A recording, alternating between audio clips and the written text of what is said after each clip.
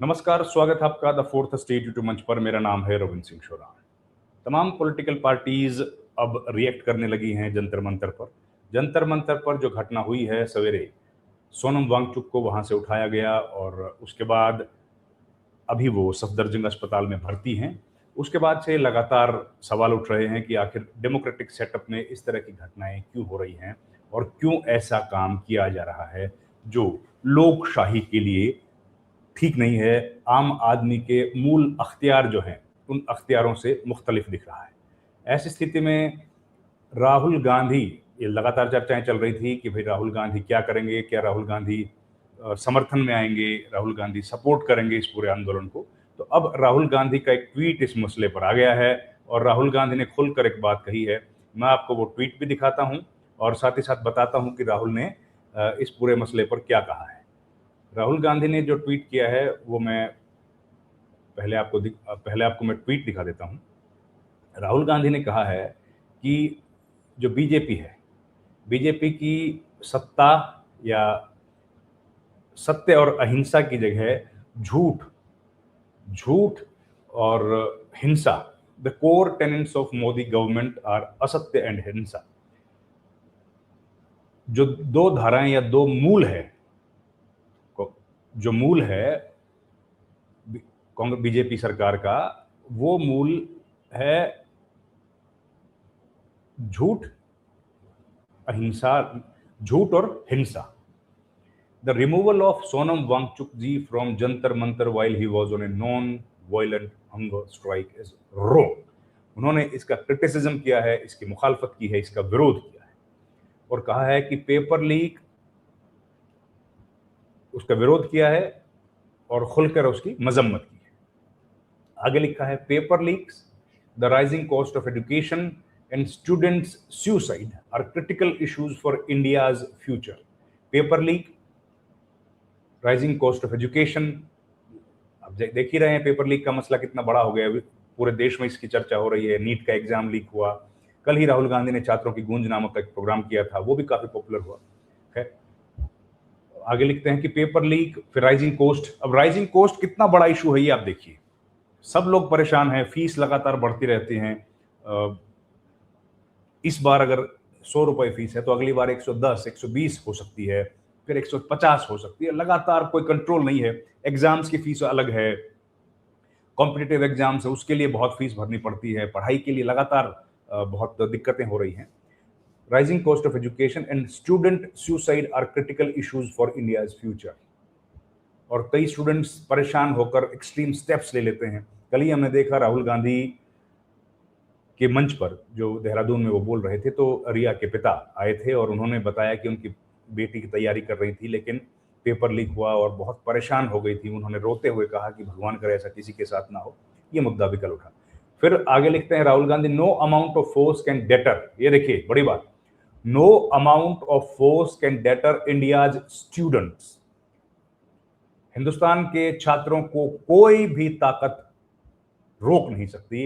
And those of us who love and believe in them from raising the issue, these issues, ना उनको रोक सकती है और ना हमको। जो लोग उनको प्यार करते हैं, उनको सम्मान करते हैं और उनमें भरोसा करते हैं, इन मसलों को उठाने से हमें कोई नहीं रोक सकता। ये महत्वपूर्ण बात कही है राहुल गांधी ने और साथ ही अपना जो समर्थन है वो दिया है। सोनम वांगचुक के साथ जो हुआ है वो गलत हुआ है, उसकी मजम्मत की है। अब देखिए राहुल गांधी भी लगातार इस मुद्दे को लेकर छात्रों की गूंज नाम का प्रोग्राम चला रहे हैं। उन्होंने अभी कोटा में किया था एक कार्यक्रम, उसके बाद देहरादून में किया है और शायद कुछ और प्रोग्राम भी वो करेंगे। लेकिन ये सारे मुद्दे जो राहुल गांधी उठा रहे हैं, एनएसयूआई कई जगह काम कर रही है और उनके जो यूथ कांग्रेस के संगठन है वो भी कर रहा है। तो ऐसे में सोनम वांगचुक भी वही काम अब कर रहे हैं। वो धरने पर बैठे हैं, हंगर स्ट्राइक पर बैठे हैं और हंगर स्ट्राइक से उनको उठा लिया गया। तो ये बड़ा मुद्दा बन गया। अब एक और बड़ा मुद्दा है कि 20 तारीख को सोनम वांगचुक ने कहा है कि वो चाहते हैं कि एक मार्च हो। संसद से जंतर मंतर की दूरी बहुत ज्यादा नहीं है। उनका कहना है कि जंतर मंतर से सब लोग पैदल चल के जाएंगे और पार्लियामेंट को घेराव करेंगे। आमतौर पर घेराव हो नहीं पाता है, कहने की बातें हैं। संसद तक पहुँचना थोड़ा मुश्किल काम है, पुलिस की प्रेज़ेंस ज़्यादा होती है और अब आजकल तो परमिशन मिलना भी बड़ा मुश्किल काम है। तो परमिशन मिलेगी इसकी भी संभावना नहीं है।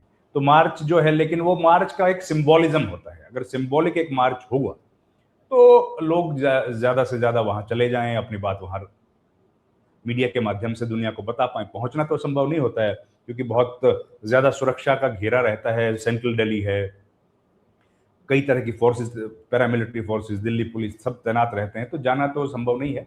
लेकिन एक सिंबॉलिक है कि मार्च हम लोग शुरू करें। अब मार्च में कौन-कौन पॉलिटिकल पार्टीज़ उनके समर्थन में आएँगी, ये देखने की बात है। जो राजनीतिक दल उनके समर्थन में आएगा, वो राजनीतिक दल कौन-कौन होंगे? अब कांग्रेस पार्टी की जिस जहाँ तक बात है, तो कांग्रेस ने अभी तक इस मार्च को अपना समर्थन नहीं दिया है और पैदल यात्रा में वो लोग शामिल होंगे, ये बात उन्होंने अभी तक नहीं कही है। लेकिन राहुल गांधी ने इस मुद्दे पर सोनम वांगचुक का जिक्र करते हुए ये बात कही कि जो आज उनके साथ हुआ है, वो गलत है। और उन्होंने कह दिया कि core tenets of Modi government are असत्य, देखिए झूठ और हिंसा, इनके सहारे मोदी की सरकार चल रही है। ये बड़ी बात राहुल गांधी ने कही। देखिए, इसके बाद घटनाक्रम जो हुआ, आप जानते हैं कि सवेरे सवेरे जो है सोनम वांगचुक को अस्पताल लेके जाया गया, जंतर मंतर से उनको हटा दिया गया। अस्पताल ले जाने के बाद उनकी पत्नी गीतांजलि यांग वहां पहुंची। उन्होंने कहा कि मेरे पति को कुछ भी ना दिया जाए, खाने के लिए या दवाई, जब तक कि मेरी कॉन्सेंट ना हो। खाने का मतलब है कि लिक्विड डाइट ना दी जाए, जो मुंह से दी जाती है, और इंट्रावेनस, जो नसों के माध्यम से जो दिया जाता है, कुछ भी उनको ना दिया जाए। दोनों बातें उन्होंने कह दी। तीसरी बात उन्होंने कही कि भाई, इनके स्वास्थ्य कैसा है, उसकी जानकारी हमको दो। हमें मालूम होना चाहिए कि सेहत ठीक है, खराब है, वाइटल्स क्या हैं, क्योंकि कल शाम तक जब हम लोगों ने जो रिपोर्ट आई है, डॉक्टर्स लगातार जांच कर रहे हैं। डॉक्टर्स के पैनल ने जो रिपोर्ट हमको दी है, उनके जो टेस्ट कराए हैं, वो बिल्कुल ठीक आए हैं। तो आप क्यों अभी उनको दवाई देने की जरूरत नहीं है? और कोई भी दवाई मेरे से पूछे बिना, या फिर पिछले 20 दिनों से जो लोग डॉक्टर्स इनके साथ काम कर रहे हैं, उनसे पूछे बिना आपको दवाई नहीं देनी है। ये बात उन्होंने कही। अब सवाल ये उठ रहा है कि ये सब घटनाएं होने के बाद अब सोनम वांगचुक की पत्नी दोबारा से आ गई हैं। वो कह रही हैं कि ये हॉस्पिटल सफदरजंग भी बदल देना चाहिए, यहाँ पर उनका इलाज ठीक नहीं होगा। उनको मोबाइल फ़ोन भी लेके नहीं जाने दिया गया। फिर वो वापस आई हैं और अभिजीत दीपके इस बीच में अभिजीत दीपके ने कहा कि मैं अब हंगर स्ट्राइक को जारी रखूँगा, और सोनम वांगचुक को जब से यहाँ से हटाया गया है, जबरन वो नहीं जाना चाहते थे, उसके बाद से अब मैं इस हंगर स्ट्राइक को कंटिन्यू करूँगा, और मैं हंगर स्ट्राइक चलाते रहूँगा। उनके साथ कुछ और लोग भी हैं। खैर, ये भी हो गया। लेकिन करीब 2 बजे के आसपास घटना एक और घटी, जब उनके ऊपर शाही से हमला किया गया। इंक किसी ने फेंका, नीले रंग का इंक था। जब इंक जिसने फेंका, उसने जय श्री राम का नारा भी लगाया, और इधर से जो अभिजीत दीपके हैं, उन्होंने जानते क्या नारा लगाया? उन्होंने नारा लगाया कि ये शाही नीली है और नीला ही मेरा रंग है, जय भीम। जय भीम की बात उन्होंने कही। अब हम लोग देखते हैं कि जो अंबेडकर, डॉक्टर बाबा साहब अंबेडकर के सिद्धांतों में लोग जो भरोसा करते हैं, वो जय भीम की बात कहते हैं, जय भीम का नारा उद्घोष करते हैं, जय भीम, जय संविधान की बात वो कहते हैं। तो यही बात उन्होंने भी कही कि ये तो मेरा रंग है, मुझे इससे क्या आपत्ति है, आपने मेरे ऊपर शाही फेंक दी। लेकिन शाही जो फेंकी गई, वो कहीं ना कहीं सुरक्षा, हालांकि जिसने फेंकी थी उसके बाद पुलिस थी वहां पर, तो उन्होंने जो भी जरूरी एहतियातन कदम होंगे वो उठाए होंगे। उनको अरेस्ट किया है, डिटेन किया है, वो जानकारी तो हमारे पास नहीं आई है अभी तक। लेकिन पुलिस ने वहां पर काम किया होगा, क्योंकि काफ़ी अच्छी खासी पुलिस प्रेजेंस वहां है। लेकिन सवाल ये उठ रहा है कि ऐसा हो कैसे गया?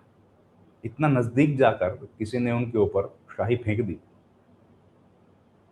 सुरक्षा में तो ये दिख रहा है कि कुछ न कुछ गड़बड़ है, सुरक्षा के साथ खिलवाड़ है, कॉम्प्रोमाइज़ हुआ है। तो ये घटना कहीं न कहीं संदेह खड़ा कर रही है कि भई उनकी सुरक्षा पर ध्यान दिया जा रहा है कि नहीं। खैर, सोनम वांगचुक, अभी तक जानकारी हमें नहीं मिली है कि उनका अनशन टूटा कि नहीं। लेकिन दिल्ली पुलिस का कहना है कि हाई कोर्ट के ऑर्डर के अनुसार हम लोगों ने काम किया है। अब वो हाई कोर्ट का जो ऑर्डर था, वो हमने जो पढ़ा उसमें तो ऐसा लिखा नहीं था कि इनको ज़बरदस्ती यहाँ से उठाया जाए और हॉस्पिटल लेके जाया जाए।